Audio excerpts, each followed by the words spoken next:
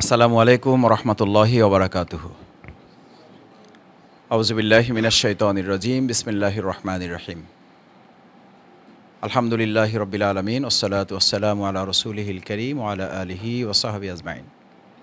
আমাদের প্রিয় মাতৃভূমি বাংলাদেশ, বাংলাদেশের ২০২৪ সালের ৫ই আগস্ট ছাত্র জনতার গণ অভ্যুত্থানে যে নতুন এক স্বাধীনতা আমরা পেয়েছি, নতুন এক বাংলাদেশ আমরা পেয়েছি, সেই বাংলাদেশ পাওয়ার পিছনের সামনের সারির যোদ্ধা যারা, সামনের সারিতে থেকে যারা জীবন বাজি রেখে এই বাংলাদেশকে নতুন রূপ দেওয়ার ক্ষেত্রে ভূমিকা পালন করেছে, আমাদের সামনে আজকে উপস্থিত সে সমস্ত সম্মানিত এবং আমাদের প্রাণপ্রিয় স্বাধীনতা যোদ্ধা, আহত পঙ্গুত্ব বরণকারী ভাইয়েরা, বোনেরা, পরিবারের সাথে সম্পৃক্ত বন্ধুগণ, উপস্থিত আমাদের বাউফলের কৃতি সন্তান, সুপ্রিম কোর্টের বিজ্ঞ আইনজীবী অ্যাডভোকেট মুজাহিদুল ইসলাম শাহীন, অ্যাডভোকেট মুনতাসির মুজাহিদ, ইসলামী বিশ্ববিদ্যালয়ের সাবেক সভাপতি, সাবেক মেধাবী ছাত্রনেতা, আমাদের বিশিষ্ট ব্যবসায়ী শহীদুল ইসলাম ভাই, সাংবাদিক আসাদুজ্জামান সোহাগ ভাই, আমাদের বাউফলীর আর এক কৃতি সন্তান, বিশিষ্ট সাংবাদিক নেতা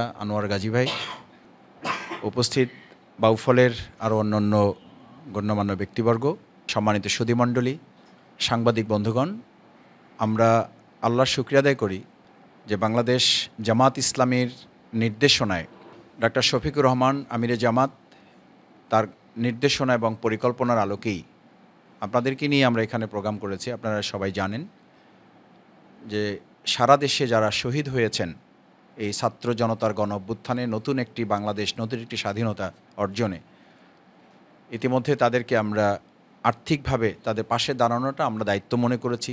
এটা আমাদের গর্বের ব্যাপার মনে করেছি, এটা আমাদের আনন্দের, এটা আমাদের আত্মতৃপ্তির ব্যাপার মনে করি। আমরা চেষ্টা করেছি তাদের সন্তান, তাদের স্বামী, তাদের ভাইকে আমরা ফেরত দিতে পারিনি বা এটা সম্ভবও নয়, তাদের দুনিয়াবী দৃষ্টিতে একটু সহযোগিতা যদি তাদের হয়, সেজন্য আমরা প্রত্যেক পরিবারকে ১ লক্ষ করে টাকা তাদের হাতে আমরা আমাদের পক্ষ থেকে, জামাতের পক্ষ থেকে তুলে দেওয়া হয়েছে। তারই অংশ হিসাবে বাউফলে আপনারা জানেন যে আমাদের বাউফলের কৃতি সন্তান ৬ জন ভাই এই আন্দোলনে শহীদ হয়েছেন। আমরা বাউফলে গিয়ে সেই সমস্ত পরিবারের কাছে আমাদের পক্ষ থেকে, সংগঠনের পক্ষ থেকে ১ লক্ষ করে টাকা তাদের হাতে আমরা পৌঁছে দিয়েছি। বিশেষভাবে স্মরণ করতে হয় যে আপনারা জেনেছেন, আপনারা জানেন, এর মধ্যে আমাদের এক ভাই সাংবাদিক মেহেদিও আছে, তাকেও তারা গুলি করে শহীদ করেছে। এর পাশাপাশি আমরা চেষ্টা করেছি ঢাকা মেডিকেল, সোহরাওয়ার্দী মেডিকেল সহ শেরেবাংলা মেডিকেল, অন্যান্য প্রাইভেট হাসপাতাল যেগুলো আছে, যেখানে যারা ভর্তি আছে, ঢাকা মহানগরী দক্ষিণের অন্তর্ভুক্ত বা এর বাইরেও যেখানে আছেন যারা, বরিশালে যারা আছেন, পটুয়াখালীতে চিকিৎসা নিয়েছেন, বাউফলে চিকিৎসা নিয়েছেন যারা, আমরা শুরু থেকেই, অর্থাৎ বলা যায় যে ২২-২৩ তারিখের পর থেকেই যখন বিভিন্নভাবে আক্রান্ত হচ্ছিলেন পুলিশের গুলিতে, পুলিশের আঘাতে, অথবা তৎকালীন সন্ত্রাসী ছাত্র সংগঠন আওয়ামী লীগ এবং তাদের অঙ্গ সংগঠনের সন্ত্রাসীদের আঘাতে, আমরা তাদের চিকিৎসা দেওয়ার চেষ্টা করেছি, অ্যাম্বুলেন্সের ব্যবস্থা করার চেষ্টা করেছি, হসপিটালে ফ্রি ডাক্তারদের ক্যাম্প করে আমরা তাদেরকে সহযোগিতা দেওয়ার কাজ অব্যাহত রেখেছিলাম। তারই ধারাবাহিকতায় ঢাকা মেডিকেল সহ অন্যান্য প্রাইভেট মেডিকেলগুলোতে আমাদের ভাইয়েরা যারা যেখানে আহত হয়েছেন, বিভিন্নভাবে আমাদের ছাত্র জনতা যারা আহত হয়েছেন, গুলিবিদ্ধ হয়েছেন, বিভিন্নভাবে নির্যাতনের শিকার হয়েছেন, চিকিৎসারত অবস্থায় ছিলেন, বাংলাদেশ জামাত ইসলামীর পক্ষ থেকেও তাদের পাশে দাঁড়ানো হয়েছে। আমরা আমাদের বাউফলের পক্ষ থেকেও আমাদের বাউফলের সন্তান যারা, ভাই যারা, আমাদের বাউফলের কীর্তিমান ব্যক্তি যারা এই আন্দোলনে ভূমিকা রেখে স্বাধীনতা যোদ্ধা হিসেবে নিজেদেরকে উপস্থাপন করেছেন, আমরা তাদের কাছেও যাওয়ার চেষ্টা করেছি, তাদের খোঁজখবর রাখার চেষ্টা করেছি। এটা কোনো দিক থেকেই বিবেচনা করলে তাদের কোরবানি, তাদের ডেডিকেশন, তাদের স্যাক্রিফাইসের তুলনায় এটা কিছুই ছিল না। এজন্য আমরা বারবার চেষ্টা করতেছি। আমরা শুরু থেকে আমাদের কাজ অব্যাহত রেখেছি। আমরা মেডিকেলে গিয়েছি, ২ বার আমি মেডিকেলে গিয়েছি। এরপরে আমাদের যে ভাইদেরকে আমরা খুঁজে পেয়েছি, আমি সাথে সাথে আমাদের স্বাস্থ্যসেবার যে টিম আছে, মেডিকেল যে টিম আছে, সেই ভাইদেরকে পাঠিয়ে তাদের কাছে ডাক্তার পাঠানো, ঔষধ কিনে দেওয়া, আর্থিকভাবে তাদের যে টাকার প্রয়োজন হয়েছে সেটার ক্ষেত্রেও আমরা সাধ্যমতো তাদের হাতে যখন যেটা প্রয়োজন হয়েছে আমরা দিয়েছি। হসপিটালগুলোতে যারা চিকিৎসাধীন আছে, আমি আমার পক্ষ থেকে এই ভাইদেরকে, একটু আগে আমি আপনাদের এখানে ঢোকার আগে একজন ভাইকে হসপিটালে ফোন করে কর্তৃপক্ষের হাতে তুলে দিয়ে এসেছি। ফোন করে বলে দিয়ে আসছি, তার চিকিৎসা খরচ আমরা বহন করব, আপনি চিকিৎসা করাবেন, যা লাগে আমরা আমাদের পক্ষ থেকে দেখব। আমাদের সাথে যার আমরা যতটুকু খোঁজ পাচ্ছি, আমরা খোঁজ নেওয়ার চেষ্টা করছি। আমাদের জন্য এটা অত্যন্ত সৌভাগ্যের যে আলহামদুলিল্লাহ আমাদের এই সমস্ত পরিবার আমাদেরকে তাদের পরিবারের সন্তান মনে করেন, আমাদেরকে ভাই মনে করে। আমি জানি না যে অন্য কারো কাছে তারা এভাবে ফোন করেন কিনা বা তাদের সম্পর্কে তারা তাদের কাছে জানান কিনা। আমার কাছে এটা অত্যন্ত আনন্দের, আমার কাছে অত্যন্ত গর্বের, এটা আল্লাহর শুকরিয়া, এটা আল্লাহর নেয়ামত। আল্লাহ তাআলা আমাদেরকে ভালোবাসেন বলেই এই সমস্ত পরিবারগুলো আমাদেরকে ভালোবাসেন এবং তারা আমাদেরকে স্মরণ করেন এবং আমাদেরকে তারা তাদের তথ্যগুলো আমাদেরকে জানান এবং আমরা তাদের পাশে দাঁড়াবার সুযোগ পাচ্ছি। আল্লাহর শুকরিয়া আদায় করছি আলহামদুলিল্লাহ। এবং এই পরিবারগুলোর প্রতি আমি কৃতজ্ঞতা জানাচ্ছি যে আপনারা মেহেরবানি করে, অনুগ্রহ করে আমাদেরকে আপনারা স্মরণ করে আমাদের পাশে দাঁড়াবার সুযোগ আপনারা আমাদেরকে করে দিয়েছেন। দ্বিতীয়ত হচ্ছে যে আজকে আমরা এখানে যে ভাইদেরকে আসলে কষ্ট দিয়েছি, আমি বেশ কয়েকজনের জন্য অ্যাম্বুলেন্স পাঠিয়েছি, সে ভাইয়েরা কষ্ট করে এসছেন শুধু এই জন্য যে আমরা আসলে এই ভাইদেরকে কষ্ট দিয়ে এখানে নিয়ে আসার জন্য। তারা এখানে যারা আসছেন সবাই কিছুটা চিকিৎসা নিয়ে, বলা যায় যে আপনারা সবাই জানেন যে মেডিকেলগুলোতে রোগীর এত চাপ। আমাকে ডাক্তাররা বলেছে যে আমি গতকালকে মেডিকেলে যাওয়ার জন্য উদ্যোগ নিয়েছিলাম, আমি টিম রেডি করেছিলাম। সেখানে যাওয়ার আগে আমাকে হসপিটাল থেকে জানানো হলো যে আসলে ভাই এখানে রোগীর এত চাপ যে কিছুটা সুস্থ হলেই তাকে আমরা এখান থেকে রিলিজ করে দিচ্ছি। এখানে রেখে আমরা আসলে তেমন ভালো কোনো চিকিৎসা অনেক সময় দিতে পারছি না, যার কারণে একটু সুস্থ হলে আমরা বলছি যে এবার ব্যক্তিগতভাবে আপনি কোনো প্রাইভেট হসপিটাল বা কোথাও গিয়ে আপনি চিকিৎসা গ্রহণ করেন। যার কারণে আমি হসপিটালের অর্ধেক পথে গিয়ে আমি আবার ফিরে আসছি। তখন আমি চিন্তা করলাম যে আমাদের ভাইয়েরা তাহলে যে যেখানে আছে, আমি যদি ব্যক্তিগতভাবে যাওয়ার চেষ্টা করি তাহলে এই ভাইদের কাছে পৌঁছতে আসলে আমার সময় লেগে যাবে। যতটা সময় লেগে যাবে সেই সময়ের মধ্যে হয়তো এই ভাই আরেকটা আল্লাহ মাফ করুন যে একটা ক্ষতির মধ্যে পড়ে যাবে, অথবা এমন সংকটের মধ্যে থাকবে যে সেই সংকট সমাধানের আগেই হয়তো তার একটা বিপদ হয়ে যেতে পারে। সেই জন্য আমি আহত পরিবারের যারা আসছেন, আমি আমাদের কাছে আবারও ক্ষমা চেয়ে নিচ্ছি যে আপনাদেরকে এভাবে এখানে ডেকে না নিয়ে আসতে পারলে ভালো হতো।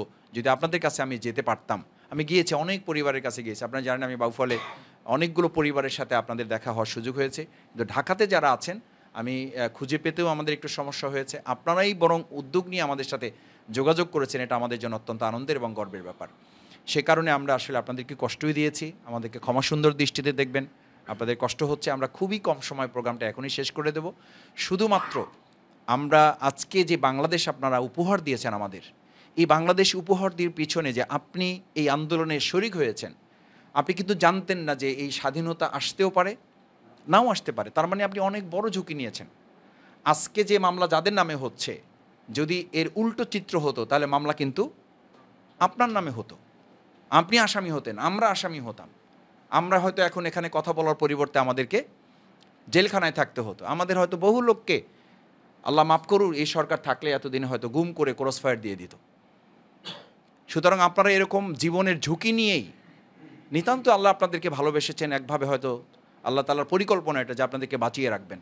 না হলে আপনারা যে ঝুঁকি নিয়েছেন আপনাদের ওই শহীদের তালিকায় থাকার কথা, সেখান থেকে আল্লাহ তাআলা আপনাদেরকে হেফাজত করে দেশ এবং দেশের কল্যাণে এখনও আপনাদেরকে বাঁচিয়ে রেখেছেন। আমরা দোয়া করি প্রথমত আল্লাহ তাআলা আপনাদেরকে হায়াতে তৈয়বা দান করুন, আল্লাহ তাআলা আপনাদেরকে পূর্ণ সুস্থতা দান করুন, আল্লাহ তাআলা আপনাদের পরিবারকে ধৈর্য ধরে আগামী দিনে এই সংকট যেটা আছে এটা উত্তরণে আপনাদেরকে যেন আল্লাহ সাহায্য করেন। আমরা আপনাদের পরিবারের সদস্য হিসাবে, আমি বহুবার বলেছি, আজকে বাউফল উন্নয়ন ফোরাম যেটা আপনারা দেখছেন, এই উন্নয়ন ফোরাম হঠাৎ করে আমরা আজকে এই কাজগুলো করছি ব্যাপারটা তা না। আমি বিগত 15 বছর ধরে চেষ্টা করছি, দুর্যোগের মধ্যে, ক্রান্তিকালের মধ্যে, যখন গেলে আমাকে গ্রেপ্তার করে ফেলা হবে, বহুবার আমার বাড়িতে হানা দেওয়া হয়েছে, বহুবার আমাদের প্রোগ্রামগুলো পোস্টপোন করে দেওয়া হয়েছে। শুরু করেছি কথা বলা, এর মধ্যে আশপাশে পুলিশ ঘিরে ফেলেছে, আমাকে বলা হয়েছে যে হয় আপনি চলে যান, না হলে আপনাকে গ্রেপ্তার করা হবে।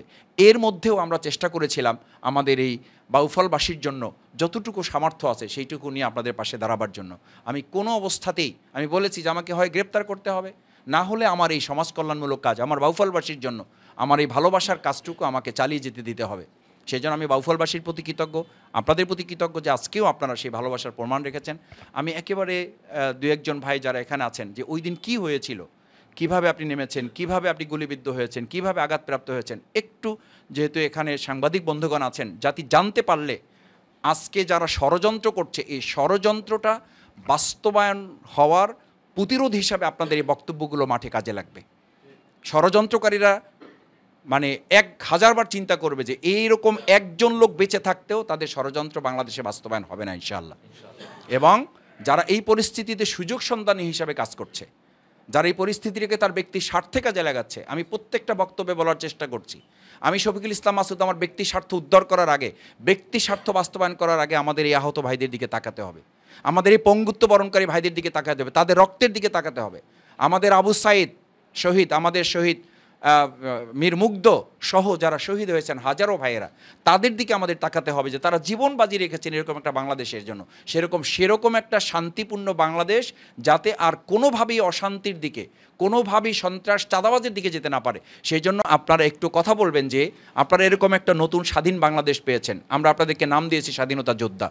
আমাদের 71-এ যারা করেছেন তারা মুক্তিযোদ্ধা, এই সময় যারা যুদ্ধ করে এই দেশে নতুন একটা স্বাধীনতা নিয়ে আসছেন, আপনারা হচ্ছেন এই জাতির কাছে, দেশের কাছে, আমাদের কাছে, আমাদের বাউফলের স্বাধীনতা যোদ্ধা আপনারা। সুতরাং সেই কৃতিমান ব্যক্তিদের কাছ থেকে আমরা একটু কথা ছোট ছোট করে যতটুকু আপনি বলা প্রয়োজন করেন একটু বলবেন, এরপরে আমরা আপনাদের জন্য একটু ছোট্ট উপহার আছে, এইটুকু আমরা দেবো, এরপর সংক্ষেপে দোয়া করে আমরা কথা শেষ করব। যে এরপরে একটু কে প্রথম? সোহেল, বাড়ি মদনপুরা বাউফলে। আমি মেরুল বাড্ডা এবং নতুন বাজার পর্যন্ত আমি শুরু থেকে আন্দোলনে ছিলাম ছাত্রদের সাথে। তবে বিশেষ করে আমাদের যে আক্রমণটা ছিল, আমাদের পরিকল্পনা ছিল হয়তো মরবো, আমাদের স্বাধীন করবো, আমাদের মূল টার্গেটটাই ছিল এটা। আমাদের মানে আমরা পিছিয়ে তাকার মতো আমাদের মুখ ছিল না, আমরা যত সামনেই ছিলাম। বিশেষ করে আমাদের পুলিশ এবং ছাত্রলীগ, বিশেষ করে বাড্ডায় আমাদের বেশি আমার আক্রমণ গেছে। আমাদের মানে বিশেষ করে প্রথম তো রবার গুলি ছাড়ছে, টিয়ারসে ছাড়ছে, তারপর হেলিকপ্টার থেকে গুলি ছাড়ছে, ওইগুলি বিশেষ করে আমাদের ঘাড় পাতায় পড়ছে এবং আমরাও তারপর ইনশাল্লাহ মাঠ আমরা ছাড়ি নাই, আমাদের মাঠ দখলে ছিল শুরু থেকেই। তার 5 তারিখ থেকে শুরু করে যখন আমরা শুনলাম শেখ হাসিনা 5 তারিখ শুরু করে, থেকে আমরা গণভবনে দেয়া ঘেরাও করেছি।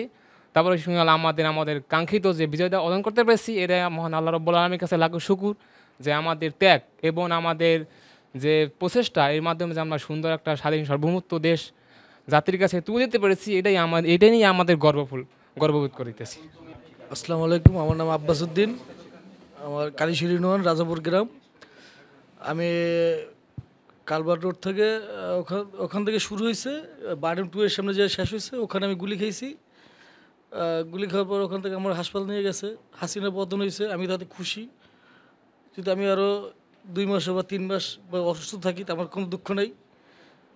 সবচেয়ে বড় কথা হচ্ছে আমার ভাই একজন মারা গেছে, নবীন ভাই, আমার খুব বড় ভাই, আমার সাথেই ছিল, আমরা একসাথেই ছিলাম। সবাই তার জন্য দোয়া করবেন। বাড়ি কালীশুরি। আমি 5 তারিখে বাড্ডা থানার সামনে পুলিশের গুলিতে গুলিবিদ্ধ হই। আমার শরীরে প্রায় 400-র উপরে সীসা বুলেট হয়েছে। তো আল্লাহ পাকের কাছে এইটাই শুকরিয়া, যখন গুলি খেয়ে পড়ে যাই তখন আমার মাকে একটা কথাই বলছিলাম যে মা, তোমার দেশ স্বাধীন হইলে তোমার ছেলে শহীদে মৃত্যু হবে। তা আলহামদুলিল্লাহ, শুকরিয়া যে এই স্বৈর শাসনের আমাদের রক্ত আছে। আশা করি সামনের দিনগুলো আগামীর বাংলাদেশ এই বৈষম্যহীন বাংলাদেশ হবে, শান্তিপ্রিয় বাংলাদেশ হবে। আসসালামু আলাইকুম। আমি বৈষম্য বিরোধী ছাত্র আন্দোলনের ছাত্র নেতা হিসেবে আমি প্রথম যখন ডাক দেয় তখন আসিফ মাহমুদ বর্তমান যে উপদেষ্টা, আমরা একসাথে আন্দোলন করছিলাম শাহবাগে।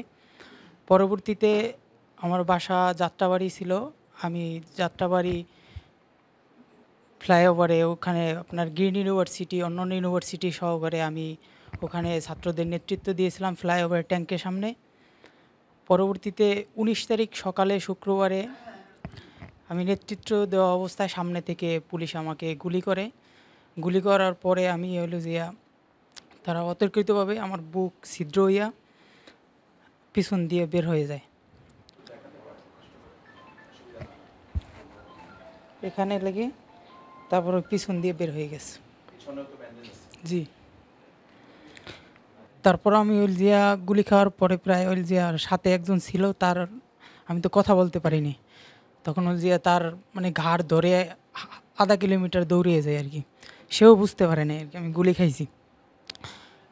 পরবর্তীতে আমার হসপিটালে নিয়ে গেছিলে, তখন একটা অ্যাম্বুলেন্স ছিল, কিন্তু যখন শুনছে যে আমি গুলি খেয়েছি সে নিতে রাজি হয়নি। পরে রিক্সায় আমি অনেক কষ্ট করে তারপরে গেছি। পরে আমি আইসিইউতে ছিলাম, আমার হইলো যে জ্ঞান ফিরে নাই, অনেকক্ষণ পর জ্ঞান ফিরছিলাম। আমার প্লিহা যেটা ছিল পুরোটাই কেটে ফেলছে। তারপর রেড জোনে থাকা অবস্থায় পুলিশ আমারে হাতের ফিঙ্গারপ্রিন্টের ভেরিফিকেশন নিয়ে এনেছিল মুগদা মেডিকেল থেকে,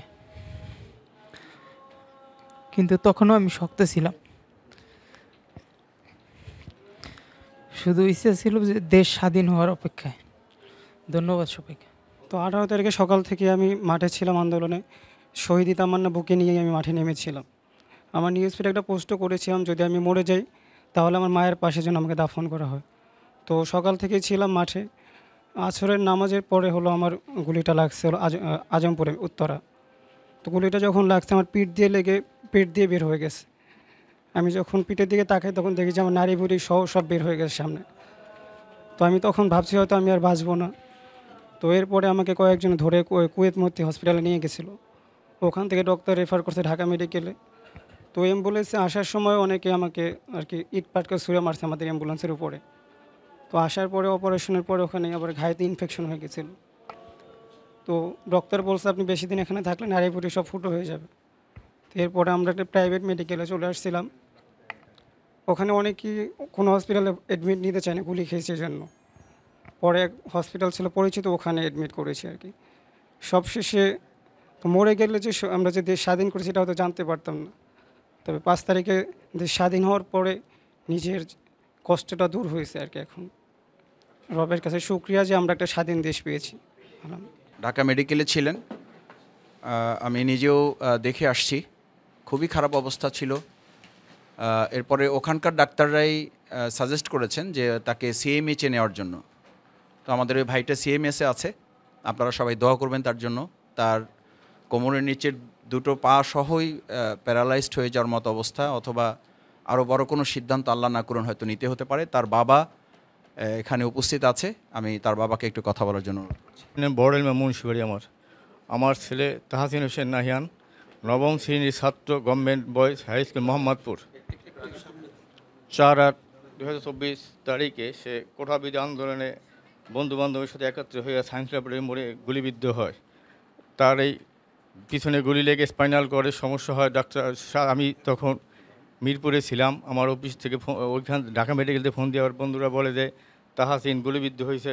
আমি শূন্য তো হয়ে গেলাম। তারপর সাথে সাথে আমি এসে দেখি ছেলে আমার রক্তের রঞ্জিত ছটফট করতে আছে ব্যথায়। আমি তখন ডাক্তারকে বললাম স্যার কী করা? তারপর বলছে না, এটা অপারেশন করতে, অপারেশন ছাড়া আর কি হবে। তারপর বললো যে এটা অপারেশন করলে কিন্তু আর বাথরুম এবং প্রস্রাব হবে কিনা সঠিক মতো আমরা সিওরিটি দিতে, আমরা বহনসই দিতে হবে। তা আমি এভাবে লিখে দিয়ে তারপর অপারেশন করা বুলেটটা বের করতে, বুলেটটা এইখানে বিদ্ধ হয়ে এই স্পাইনাল কর্ডে আঘাত।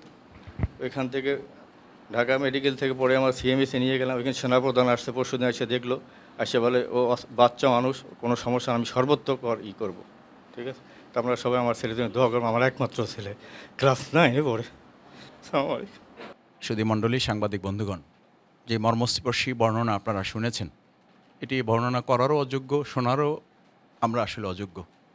এগুলো শুনে কোনো স্বাভাবিক মানুষ স্বাভাবিক জীবনযাপন করাটা তার জন্য অত্যন্ত কঠিন। সুতরাং আমরা প্রত্যয় ব্যক্ত করতে চাই আমাদের এই সমস্ত শহীদ এবং আহত পঙ্গুত্ব বরণকারী ভাইদের রক্তের ঋণ আমরা শোধ করব একটা উন্নত, সুদমুক্ত, ঘুষমুক্ত, টাকা পাচার মুক্ত, দুর্নীতিবাজ মুক্ত, চাঁদাবাজ মুক্ত শান্তির একটা বাংলাদেশ আমরা গড়ে তুলব ইনশাআল্লাহ।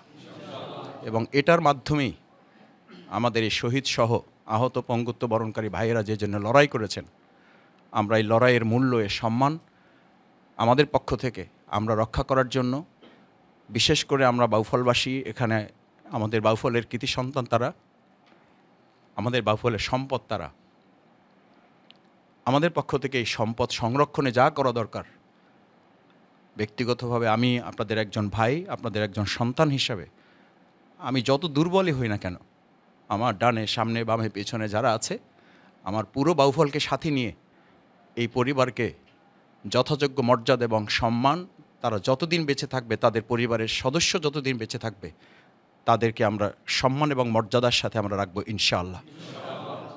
সেই লক্ষ্যে আমরা তাদের জন্য দোয়া করি, আল্লাহ তাআলা তাদেরকে পূর্ণ সুস্থতা দান করুন। যারা কষ্টে আছেন, আল্লাহ তাদের কষ্ট আসান করে দিন। তাদের পরিবার যারা আছেন তাদেরকে আল্লাহ তাআলা ধৈর্য ধরার তৌফিক দিন।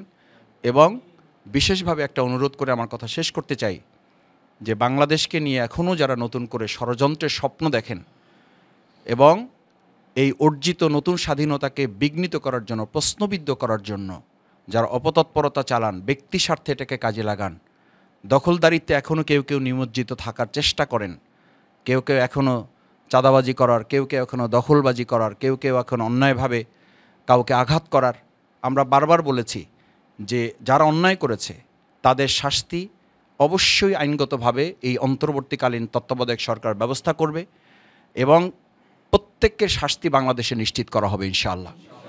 কিন্তু কোনোভাবেই ব্যক্তিগতভাবে যদি আমরাও আজকে আইন হাতে তুলে নিই তাহলে আগের সেই ফ্যাসিস্ট সরকারের সাথে তো আমাদের আর কোনো পার্থক্য থাকলো না। সুতরাং এ কথার অর্থ এই নয় যে যারা অপরাধ করেছে তারা পার পেয়ে যাবে। অবশ্যই অপরাধীদেরকে শাস্তির মুখোমুখি হতে হবে এবং বাংলাদেশের জনগণ এই সমস্ত আহত, রক্তাক্ত, পঙ্গুত্ব বরণকারী ভাইদের সামনে রেখে তারা আমাদের সামনে স্বাভাবিক জীবনযাপন করবে, আইনের বাইরে থেকে এটা হতে দেওয়া হবে না। সেই জন্য আপনাদের কাছে আমরা অঙ্গীকার করছি, আমরা এই সরকারকে চেষ্টা করব আমাদের জায়গা থেকে। আমাদের প্রিয় বাউফলে আপনারা শুনেছেন দীর্ঘদিন যিনি রাজত্ব করেছেন, বাউফলবাসীর মালিকানা যিনি ছিনিয়ে নিয়ে একক ব্যক্তি এবং পরিবারের কাছে মালিকানায় রূপান্তরিত করেছিলেন, সেই অনির্বাচিত সংসদ সদস্য যে কোনো মানুষের বাউফলের ভোটারদের কোনো মূল্য দেন নাই, ভোটারদের কোনো মর্যাদা দেন নাই, ইতিমধ্যেই সে আইনের আওতায় এসেছে। এবং আমি ওখানকার প্রশাসনের সাথে বিগত কয়েকদিন আগে দেখা করে স্পষ্ট বলে দিয়ে আসছি, বাউফল সন্ত্রাস, চাঁদাবাজি, দখলদারিত্ব মুক্ত একটা বাউফল হবে। এক্ষেত্রে যা করা দরকার আমরা সবাই মিলে তা করবো ইনশাআল্লাহ। সে যদি আমার ছোট ভাইও হয়, সে যদি আমার সন্তানও হয়, সে যদি আমার দলের তো দূরের কথা আমার পরিবারের কেউ অন্তর্ভুক্ত হয়, তাকেও বাউফলবাসী ছাড় দেবে না। এবং এরকম কেউ করলে বাউফলবাসী, আমি বলেছি যে 5ই আগস্ট শুধু 2024 সালে একবার আসে নাই। আপনারা মনে আছে জুলাই মাস কিন্তু আমরা শেষ করি নাই। আমরা বলেছিলাম 31শে জুলাই, 32শে জুলাই, 33শে জুলাই, 34শে জুলাই, 35শে জুলাই, শেষ পর্যন্ত আমরা 36 জুলাই পর্যন্ত কিন্তু টাইম দিয়েছি। এভাবে কিন্তু ছাত্র জনতা হিসাব রেখেছে। সুতরাং প্রত্যেককে মনে রাখতে হবে এই রক্ত, এই শাহাদাত, এই পঙ্গুত্ব, এই আহত ভাইদের সাথে যদি কেউ বেইমানি, প্রতারণা করে তাহলে এরকম 5ই আগস্ট প্রতি মাসে, প্রতি দিনে দিনে বারবার ফিরে আসবে এবং তাদেরকে মোকাবেলা করা হবে, প্রতিরোধ করা হবে। সেই প্রত্যাশা ব্যক্ত করে আমি এখানে যে ভাইরা আছেন, আমি তাদের কষ্ট দিতে চাই না, আমি একটু তাদের কাছে গিয়ে আমাদের পক্ষ থেকে ছোট্ট যে উপহারটুকু আছে আমি তাদের কাছে একটু তুলে দিতে চাই। মাগরিবের আজান হয়েছে। না, এটা বাংলাদেশ জামাত ইসলামের পক্ষ থেকে না, এটা আমাদের বাউফলবাসীর জন্য, শুধু বাউফলে যারা আহত, পঙ্গুত্ব বরণকারী, আমরা বাউফল উন্নয়ন ফোরাম, এটা একটা আমাদেরই সংগঠন, সেখানে আমরা বাংলাদেশ জামাত ইসলামের এটা একটা সামাজিক প্রতিষ্ঠান, সেখান থেকে আমাদের ভাইদেরকে আমরা সহযোগিতা করছি। আমাদের শহীদের সংখ্যা এখন পর্যন্ত মোটামুটি আমরা নিশ্চিত হয়েছি 6 জন। সেই পরিবারগুলোর কাছে আমরা 1 লাখ টাকা করে তাদেরকে আমাদের আর্থিক অনুদান তাদের কাছে পৌঁছিয়েছি। আর আহতর পরিমাণ এখন পর্যন্ত আমরা যেটা তালিকা আমরা পেয়েছি, এটা তালিকা হচ্ছে, এই পর্যন্ত আমরা 192 জনের তালিকা পেয়েছি। আমরা ঢাকা মেডিকেল সহ অন্যান্য মেডিকেলগুলোতে আমরা তাদের কাছে পৌঁছার চেষ্টা করেছি। আজকে যাদেরকে এখন পর্যন্ত আমরা খুঁজে পাচ্ছিলাম না, সেই ভাইদেরকে আমরা নতুন করে আজকে তাদের হাতে আমরা আমাদের আর্থিক অনুদানটুকু তুলে দিচ্ছি। বাকি ভাইদেরকে আমরা বিভিন্ন সময় তাদের কাছে গিয়ে, বাড়িতে গিয়ে, হসপিটালে গিয়ে আমরা তাদের কাছে সহযোগিতা পৌঁছেছি। আরও নতুন করে আমরা পেলে তাদের কাছে আমরা পৌঁছবো ইনশাআল্লাহ। দোয়া করবেন আমাদের জন্য। জি মুজাহিদ ভাই, আপনি দোয়া করবেন। ডাক্তারের কাছে গেছিলেন তো? ডাক্তার আবার যেতে বলছেন। ওষুধ খাচ্ছেন? আচ্ছা, ওষুধ খান, খোঁজ রাখবো ইনশাআল্লাহ। মেহেদি ভাই, আল্লাহ আপনাকে সুস্থতা দান করুন, আমাদের জন্য দোয়া করবেন। যে কোনো বেশে আমাকে একটু, আমিও খোঁজ রাখবো, আমাকে আপনি দয়া করে জানাবেন। এদিকে যে এরপরে আমাদের তাহসিন ভাই কত দিচ্ছে একটু রাখেন। এরপরে আছে হলো সোহাইব ভাই, শাহজালাল ভাইকে, শাহজালাল ভাইকে দোয়া করবা তুমি আমাদের জন্য। সামনে আসো, সামনে আসো। সোহাইব, দোয়া করবো আমাদের জন্য। এরপরে সোহেল দেওয়া হয়েছে, দোয়া করবো আমাদের জন্য। ভাই বাকি আছেন কেউ? ربنا آتنا في الدنيا حسنة وفي الآخرة حسنة وقنا عذاب النار ربنا فاغفر لنا ذنوبنا وإسرافنا في أمرنا وثبت أقدامنا وانصرنا على القوم الكافرين রব্বুল আলামিন, আমরা আমাদের প্রিয় নতুন স্বাধীন বাংলাদেশের যারা যোদ্ধা, যারা সামনে থেকে যুদ্ধ করে জীবন বাজি রেখে দেশপ্রেমের চেতনায়, ইসলামের চেতনায় উজ্জীবিত হয়ে দেশের স্বাধীনতা সার্বভৌমত্বকে অক্ষুণ্ণ রাখা এবং এটিকে আরও অর্থবহ করার জন্য যে কোরবানি পেশ করেছে, আপনি তা কবুল করে নেন। যারা শহীদ হয়েছে, আমাদের প্রিয় আবু সাঈদ শহীদ, মীর মুগ্ধ সহ গোটা বাংলাদেশে হাজারো শহীদ হয়েছে, আল্লাহ তাদেরকে আপনি শাহাদাতের মর্যাদা দান করেন। আল্লাহ যারা বেঁচে আছেন তাদেরকে আপনি জীবন্ত শহীদ হিসাবে কবুল করেন। আল্লাহ রক্ত পড়ার আগে তাদের জীবনের সব গুনাহ মাফ করে দেওয়া হয়, আল্লাহ তাদের গুনাহ আপনি মাফ করে দেন। আল্লাহ তাদের এই ত্যাগ এবং কোরবানিকে আগামীর সুন্দর একটি বাংলাদেশ হিসাবে গড়ার জন্য কাজে লাগাবার আমাদেরকেও আপনি তৌফিক দান করেন।